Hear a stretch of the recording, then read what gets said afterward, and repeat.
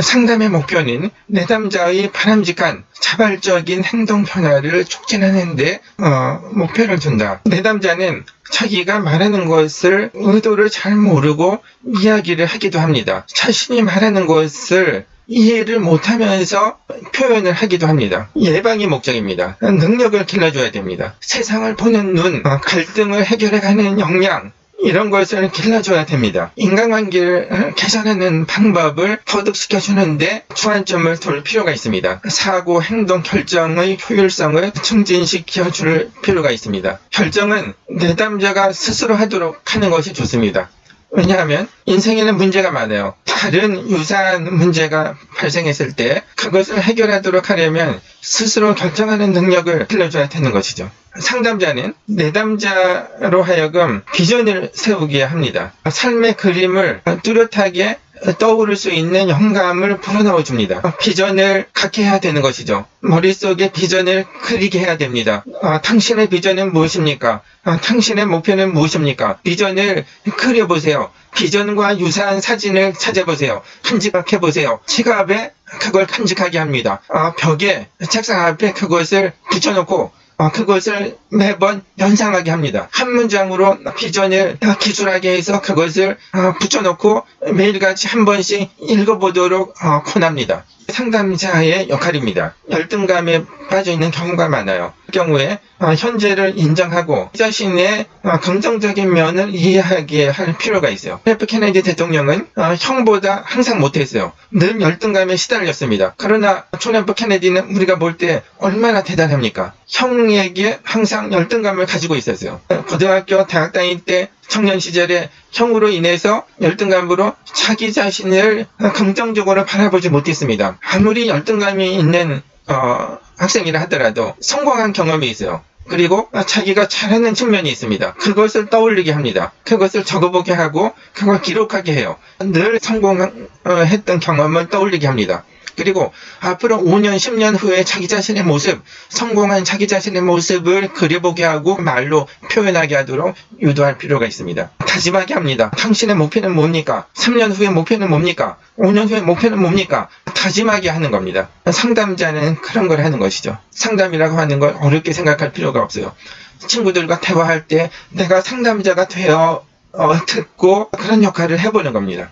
레포라고 하는 것은 인간관계입니다. 친밀함, 신뢰감을 느끼는 인간관계, 상담의 첫 번째 단계죠. 이게 돼야지 상대방은 나를 신뢰하고 이야기를 털어놓게 됩니다. 진실을 말하게 되는 것이죠. 그럴 때 상담이 되고 신뢰감 형성이 되고 상호 깨닫게 돼요. 상담자가 내담자로부터 배울 수 있습니다. 내담자가 상담자로부터 배우고 느낄 수 있죠. 상호적인 관계입니다. 통찰하게 됩니다. 문제가 뭔지 상호 협력해서 깨닫게 되고 문제를 해결하는 방법을 통찰하게 되는 것이죠. 통찰을 했으면 실천을 해나가는 겁니다. 대안이 뭔가 를 찾은 것이죠.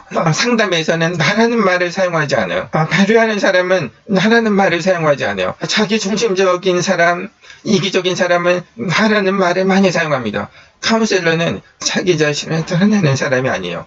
나라는 말을 사용하지 않습니다. 평상시에 친구들과 대화를 할 때 나를 강조하지 않고 나를 드러내지 않을 때 상담자의 역할을 할 수 있습니다. 우리가 상담할 때는 상대방으로 하여금 말을 하도록 하게 하는 겁니다. 지금 느끼고 있는 감정을 말로 표현하게 하는 겁니다. 지금 느끼고 있는 감정을 동그라미를 그려서 4등분해서 감정을 쓰게 해요.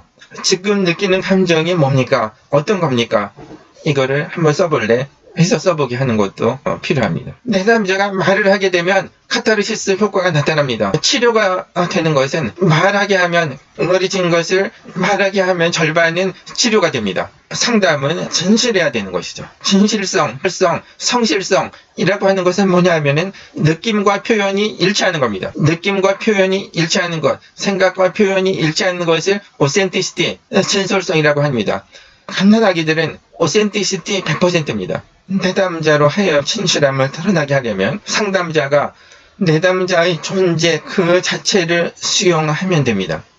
과장하지 않는 게 필요해요. 상담자는 과장하고 왜곡하지 않고 이런 게 기본적인 베이스죠. 비판 없이 판단 없이 내담자를 이해하는 겁니다. 사실로 받아들이는 겁니다. 거부하고 배척하지 않고 있는 그대로 받아들이는 것이죠. 비판 없이 판단 없이 받아들이는 것을 수용이라고 합니다. 그렇죠. 네, 그럴 겁니다. 알겠습니다. 공감이라고 하는 것은 친사회적인 감정의 가장 높은 단계입니다. 동정심은 낮은 차원이라면 공감, 높은 차원의 사회적 감정입니다. 상대방이 울 때 나는 울지 않으면서 상대방을 이해하는 것이 동정심, 심퍼시입니다. 엠퍼시, 공감은 상대방이 울 때 나도 같이 우는 거예요. TV에서 황신이가 울어. 같이 울어요. 이게 공감입니다. 그래서 상담자는 공감하는 스킬이 필요한 것이죠. 적극적으로 경청하고 언어에 숨겨진 감정을 이해하는 것이 필요합니다. 사람은 말하는 것과 느낌, 감정이 다른 경우가 많아요. 괜찮습니다. 됐습니다. 네, 그만 가셔도 됩니다. 이렇게 말할 때 사실은 그 사람의 마음속에는 가지 마세요. 거기 있어주세요. 이럴 경우가 많이 있습니다. 상담자는 언어에 숨겨진 감정을 이해할 필요가 있어요. 언어만으로 그 사람의 감정을 이해하지 못하는 경우가 많이 있습니다. 그 사람의 숨겨진 감정을 이해하는 게 상담자는 꼭 필요하다는 것입니다. 내담자가 요점을 핵심적으로 말하지 않아요. 그렇게 말하지 못합니다. 대부분 내담자는 산만하고 막연하게 자기가 말하는 것을 정확하게 파악하지도 못하면서 그냥 감정을 토해냅니다. 그것을 상담자는 다른 말로 쉽게 바꿔서 말을 해줄 필요가 있어요. 그건 이런 얘기지. 이렇게 쉽게 다른 말로 바꿔서 말해줄 필요가 있습니다. 내담자가 말하는 것을 상담자가 똑같은 말을 반복해줄 필요가 있어요. 내담자가 말하는 것을 반복해줍니다. 이런 이야기죠. 경청하고 있다는 것을 내담자가 알게 되는 것이죠. 가끔은 핵심을 요약해줄 필요가 있어요. 핵심을 요약해줍니다. 주의 깊게 들었다는 표현이 됩니다. 내면화라고 하는 스킬도 있습니다. 내담자가 자신 또는 현실에 대해서 정확하게 감정을 이해하고 있지 못하는 경우가 많아요. 이럴 경우에 상담자는 자신이 느끼고 있는 감정이나 자기가 자기를 생각하는 것을 올바르게 일치하게 생각하고 일치하게 느끼도록 도와줄 필요가 있습니다. 상담자가 볼 때는 현실에 대한 느낌이 내담자와 다른 경우가 있습니다. 상담자가 볼 때는 그렇지 않아. 왜곡된 감정을 가지고 있는 것 같아. 현실과 다른 감정으로 이해하고 있는 것 같아. 그러면 그것을 조금 힌트를 주거나 다른 사례, 다른 것을 이야기해 줄 필요도 있습니다. 내담자가 꿈을 꿨으면 그거를 또 해석도 해주고, 모르면은 찾아보고 공부해서 가르쳐줘도 되는 겁니다. 내담자의 과거 경험, 진술들을 추론해서 새로운 시각, 내담자가 가지고 있는 갈등의 의미를 설명을 해주는 것도 좋으리라 생각을 합니다. 반영이라고 하는 것은 반성이라고도 합니다. 내가 나를 잘 보려면 거울을 비춰봐야 돼요. 스티브 잡스는 매일 아침 거울을 보면서 자기 자신을 반성했어요. 내가 하고 있는 것이 지금 내가 진정으로 원하는 것은 하고 있는가? 이 자신을 들여다보면서 매일같이 자신을 반성했다고 합니다. 거울에 비친 나의 모습을 들여다보는 것이 리프렉션입니다. 내담자가 이야기를 합니다. 말을 합니다. 슬프고 짜증나고 이해 안 되고 이런 내용들을 이야기를 하죠. 그런 것들을 진솔하게 끌어내서 표현을 할 수 있도록 상담자가 도와주고 촉진을 시켜주는 것입니다. 자신을 파악하고 현실을 바라보고 자기가 했던 것, 행동, 자기 자신이 살아온 것들, 이런 경험들을 다 그걸 파악해서 표현할 수 있도록 도와주는 스킬을 리프렉션이라고 합니다. 명료하지 않게 표현을 합니다. 그러면 그것을 명료하게 이야기를 해줍니다. 질문을 하는 거죠. 소크라테스처럼 질문을 해서 자신이 생각하고 있는 것을 명료하게 해주는 겁니다. 질문을 통해서 의미를 명백하게 해주는 기술을 클래리피케이션, 명료화라고 합니다. 우리가 살아가면서 짜증나고 화가 나고 정말 억울하고 이런 일들을 많이 겪습니다. 내가 평생 같이 가고 싶은 사람, 내가 평생 같이 가고 싶은 친구, 라면은 이렇게 짜증나고 슬프고 안타깝고 안 좋은 경험들, 이런 것들은 하지 않는 게 좋아요. 이 사람하고는 관계를 끊고 싶다. 이런 사람한테는 그런 이야기를 하세요. 짜증나는 일, 안 좋았던 경험, 실패했던 것, 기분 나쁜 감정, 이런 것들을 막 이야기하세요. 만날 때마다. 그러면 그 사람은 떠나가고 다시는 내 곁에 돌아오지 않아요. 우리가 상담을 한다는 것은 정말 진실한 마음을 가지고 이렇게 억울했던 것, 안 좋았던 경험, 정말 힘들었던 것들, 성숙한 사람, 그리고 정말 경험 있는 선배에게 이런 것을 털어놓는 거잖아요. 그런 것이 상담입니다. 조금 전에 얘기했던 것은 상담이라고 생각하지 않는 일반적인 인간관계에서의 대화, 이야기한 겁니다. 상담이라고 하는 것은 진실한 마음을 가지고서 하는 것이죠. 질문이라고 하는 것은 이런 효과를 냅니다. 질문을 하면 내담자가 답을 찾게 돼요. 답을 찾을 때까지 소크라테스는 계속 질문을 했습니다. 내가 질문을 하면은 상대방은 딴 생각하다가도 그 생각을 멈추고 내가 질문했던 것으로 생각을 하게 됩니다. 내가 질문하면 상대방은 생각을 하게 돼요. 내가 질문한 것에 대한 생각을 합니다. 질문을 하면 내가 정보를 얻어요. 질문을 하면 상대방을 통제할 수 있습니다. 칭찬을 하면 상대방이 내 사람이 되고 나한테 복종해요. 질문을 하면 그 사람의 마음을 열게 합니다. 질문은 그 사람의 귀를 기울이게 만들어요. 질문을 하면 스스로 설득이 됩니다. 질문은 how, 이게 제일 좋은 질문이고, 만일에 또 질문을 한다면 why를 하는 것이죠. 내가 질문하면 상대방 중심의 대화를 하게 됩니다. 상담은 세 가지의 방법이 있습니다. 지시적 상담, 비지시적 상담, 절충적 상담이 있습니다. 윌리엄스는 지시적 상담을 했습니다. 상담자는 내담자가 당면하고 있는 문제에 대해서 해석을 내려주고 정보를 제공하며 조언을 주는 방법입니다. 가끔 지시를 할 수도 있는 것이죠. 지시적 상담에서는 윌리엄스는 충고, 암시, 비평, 칭찬, 스킬로 제안을 합니다. 상담자의 객관적인 자료와 전문적 식견을 가지고 내담자에게 충고와 조언을 하는 것이죠. 우리가 상담을 하게 되면은 애니어그램이라든지 MBTI 같은 성격 유형 검사를 해서 자료를 갖고 질문지를 통해서 과거 경험, 본인이 생각하고 있는 것에 대한 답을 적게 합니다. 여러 가지 내담자에 대한 자료를 가지고서 내담자를 이해를 하게 되죠. 그래서 자료들을 총합을 해서 내담자에 대한 이해를 하게 됩니다. 특히 지시적 상담에서는 진로 문제에 대해서는 특히 지시적 상담이 유효하다고 보고 있습니다. 상담이 끝나고서도 추후 확인하고 도와주는 과정을 거치게 되는 겁니다. 로저스는 비지시적 상담을 주장을 했습니다. 지시적 상담은 상담자 중심이지만 비지시적 상담은 내담자 중심입니다. 현상학적 접근입니다. 내담자가 주관적으로 생각하는 것들, 경험하는 것들 중심의 접근이라는 겁니다. 인간 중심적인 접근이죠. 그래서 충고, 설득, 설명, 제안, 권고, 지시, 훈육 이런 것들을 가급적 하지 않습니다. 그리고 상대방을 경청하고 주로 들어주는 것이죠. 존중하고 공감해주고 수용적이며 자유스러운 분위기를 조성을 하는 겁니다. 상담을 할 때는 이렇게 어느 정도 조용하고 밀폐된 공간에서 하는 것이 좋습니다. 탁 터진 넓은 공간은 좀 그렇죠. 안정적인 분위기를 갖고 있는 공간에서 상담을 해야 되는 것이죠. 그래서 친구와 만나더라도 이렇게 클래식이 흐르는 이런 공간에서 대화를 나누는 것이 좋죠. 호적지 이렇게 안정적인 아이들도 그런 곳으로 데려가야 정서가 안정이 됩니다. 피지시적 상담은 정서적 상담이고 시간이 많이 소요가 되는 것이죠. 즉시적인 효과가 나기는 조금 어렵겠죠. 상담하는데 시간이 많이 필요하고 여러 번 상담을 해야 되겠죠.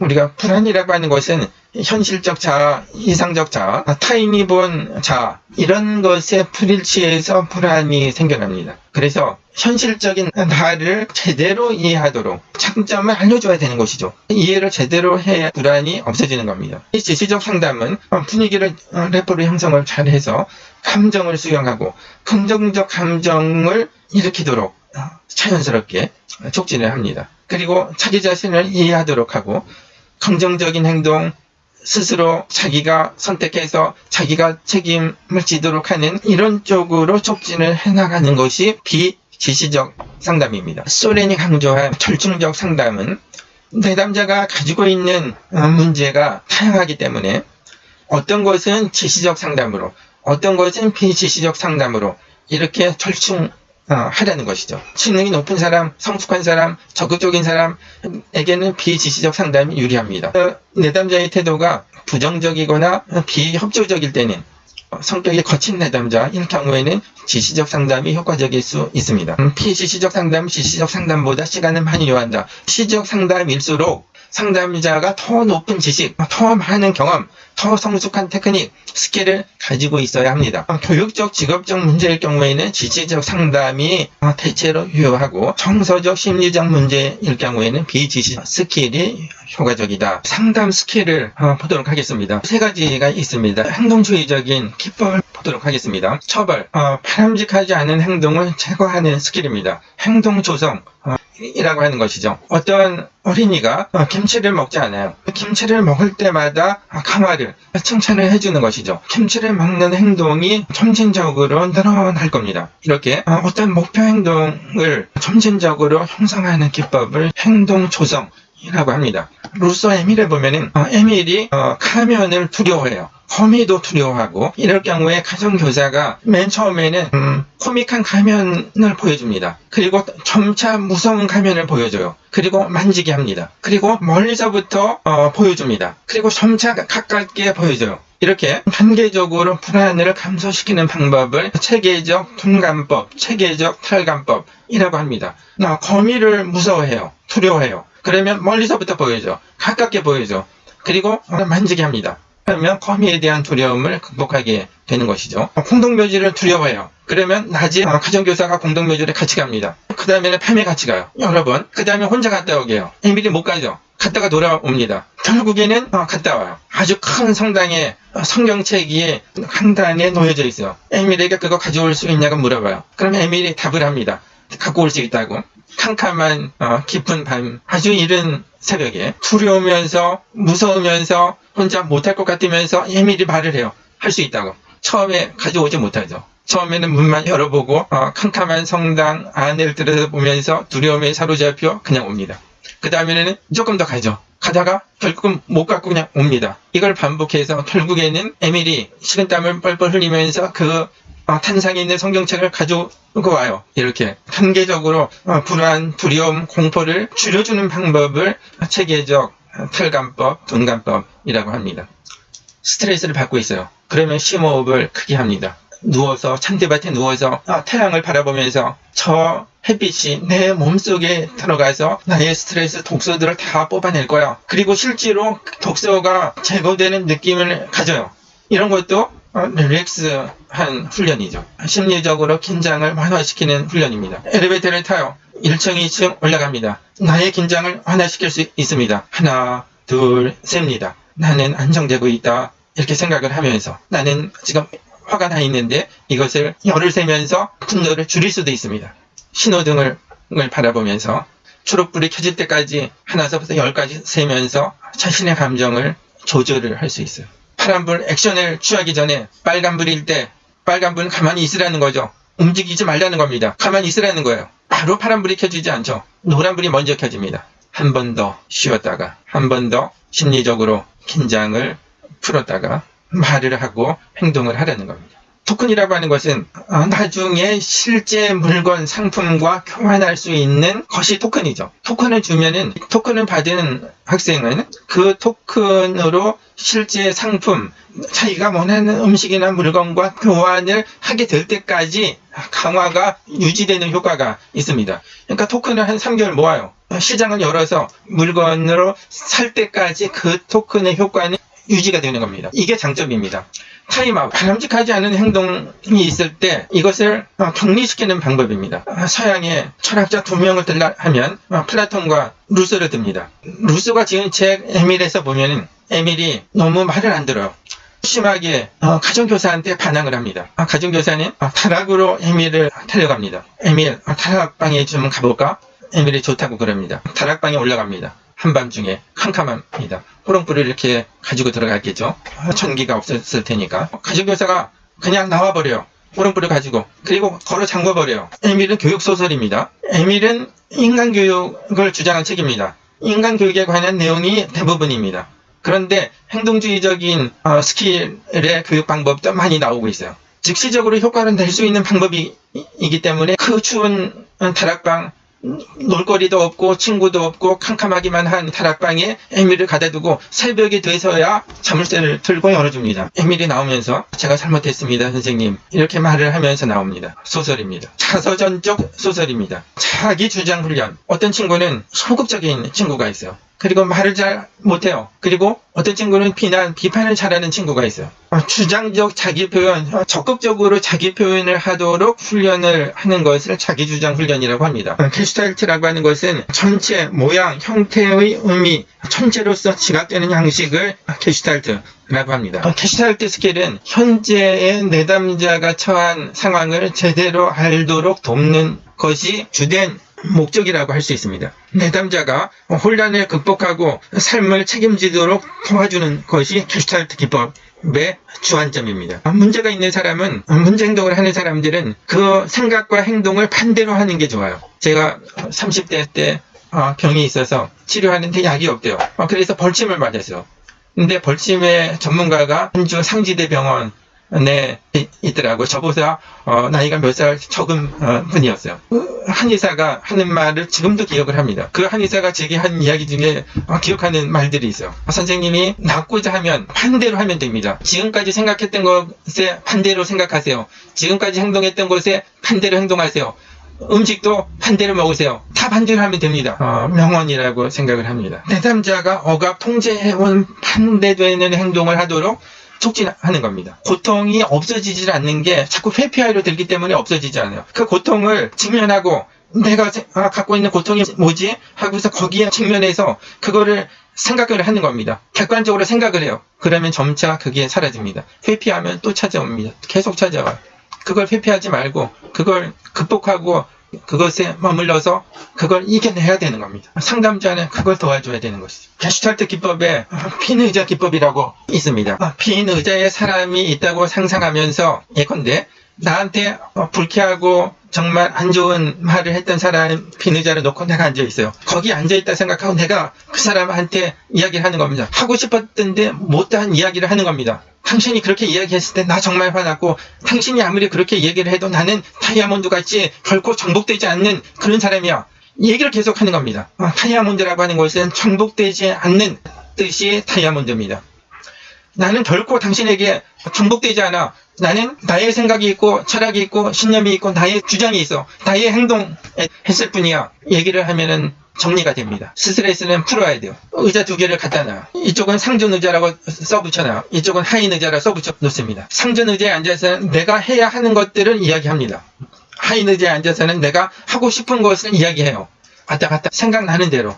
생각 안 나면 그냥 앉아있다가 조금 더 생각나면 해야 할 게 생각나면 must 의자에 앉아서 합니다. 하고 싶은 게 또 생각나면 want 의자에 앉아서 표현을 해요. 우리가 하고 싶은 것을 하기 위해서는 해야만 하는 것을 어느 정도는 해야 되겠죠. 이건 내담자가 스스로 조절하면서 통합하면서 깨닫게 하는 겁니다.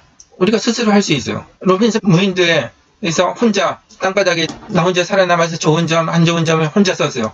혼자 할 수 있습니다. 공부 혼자 하는 겁니다. 행정고시, 모의고시 합격한 사람들 누가 가르쳐서 합격하는 게 아니에요. 혼자 하는 겁니다. 우리에게는 잘하는 게 있어요. 그 잘하는 걸 찾아서 그걸 하면 됩니다. 내가 5만 시간을 투자해서 하고 싶은 거, 해온 것 계속 한우물을 파야 됩니다. 좀 여유가 없고 경직된 이런 사람에게는 상담자에게 농담을 자꾸 하도록 권해요. 결벽증이 있는 내담자한테는 정리된 물건을 허물어뜨리는 걸 하도록 권합니다. 지저분한 데에서 생활을 해보기도 하고 그렇게 하는 겁니다. 너무 순종적이야. 무조건 오케이맨이야.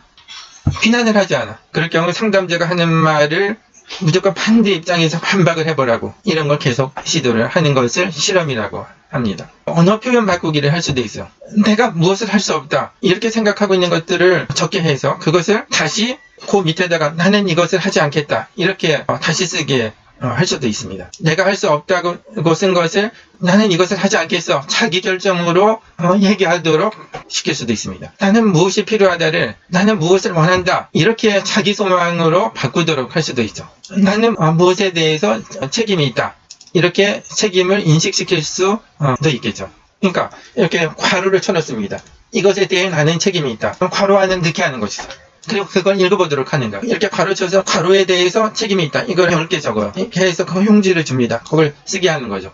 다 쓴 다음에 읽어보게 하는 겁니다. 그 다음 정신분석 기법. 치료의 목표는 무의식적 갈등을 의식으로 떠올려 내담자가 통찰하도록 하는 겁니다. 프로이드는 무의식을 발견했어요. 루소는 아동을 발견했죠. 프로이드와 락강은 이런 무의식에 있는 갈등을 의식으로 떠올려서 표현하도록 하면 치료가 된다고 보는 겁니다. 어떤 문제에 대해서 통찰하도록 해석을 해준다. 상담자가 꿈이라든지 어떤 행동이라든지 내담자가 생각하고 있는 것, 갈등하고 있는 것, 이런 것들을 잘 해석을 해주는 겁니다. 마음속에 떠오르는 생각, 감정, 무의식에 있는 것들을 의식으로 떠올릴 수 있도록 이렇게 자유롭게 연상할 수 있도록 도와주는 겁니다. 상담에 협조하지 않는 내담자의 저항, 이런 의미를 이해하는 것, 이런 스킬이 되겠죠. 과거에 다른 사람과의 관계에서 느꼈던 감정, 욕망, 이런 것들을 상담자에게 표현하는 것을 전이라고 합니다. 내담자가 느끼는 것을 상담자가 이렇게 느끼게 되죠. 내담자가 느꼈던 감정, 욕망, 충동이 상담자에게 전해져서 상담자도 느끼는 것, 이것이 전입니다. 예컨대 내담자가 과거 자기가 좋아했던 선생님처럼 상담자를 똑같이 느낀다면, 선생님은 제가 좋아했던 고등학교 때 어떤 선생님과 이런 면에서 참 똑같은 것 같아요. 느낌이 같아요. 이렇게 편안함을 얘기를 한다면 아주 긍정적인 전이가 됐다고 하는 것이죠. 무의식이라고 하는 것은 농담, 실언, 무심결에 하는 말, 잠꼬대에 담겨 있습니다. 프로이드나 락강은 무의식이 본질이고 의식이 비본질이다. 무의식이 진짜고 의식이 가짜다. 무의식이 진실하고 의식이 진실하지 않다. 사람을 판단하려면 무의식을 보고 판단해야 맞다. 그 사람의 본질, 그 사람의 핵심, 그 사람의 진정한 면모는 무의식이 농담, 실언, 무심결에 하는 말, 우연히 하는 말, 그 사람의 본질이다. 사람은 그걸로 판단해야 된다. 전적으로 동감합니다. 경청해 주셔서 감사합니다.